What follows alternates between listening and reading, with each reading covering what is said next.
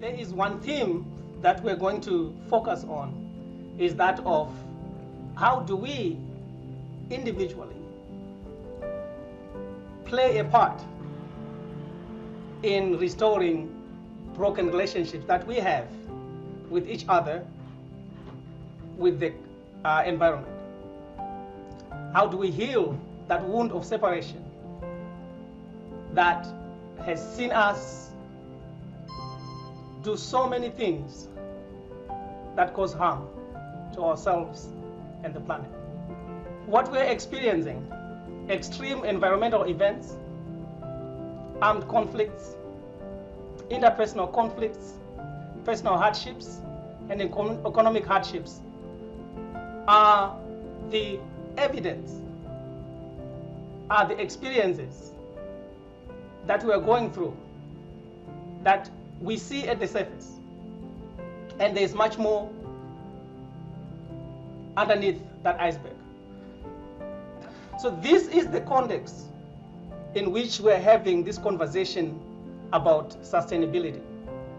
And I want to propose that sustainability for us, given this context, is about regeneration, regenerating that sense of connection. And by regenerating, I don't mean mere recreating. I'm talking about thinking about the generations across time. So if we go backwards, we're looking at what knowledges can we gain from our ancestors and those who have lived before us that can support us in connecting with each other. We want to think before capitalism, before enslavement, before colonialism, what was happening? I'm not saying that there wasn't any conflict, because conflict is part of our human existence, because we are always different. But there's something to be learned in those cultures before this dominant system that we have, that we operate in right now. So I come from a small rural community called Madege in East Central Zimbabwe. In this village, I grew up with a philosophy called Ubuntu philosophy. And for us, for myself, regeneration begins with rooting myself in Ubuntu. Ubuntu philosophy originates in East, Central, and Southern Africa. It became popular worldwide because it was used as a framework for justice and peace in the liberation struggle for Zimbabwe and South Africa from colonialism. Ubuntu advocates for justice, advocates for community, advocates for kindness, generosity, mercy, and all the virtues that we are familiar with. From an Ubuntu perspective, agency resides not only in an individualistic, self-determining, autonomous body. Agency is relationally constituted.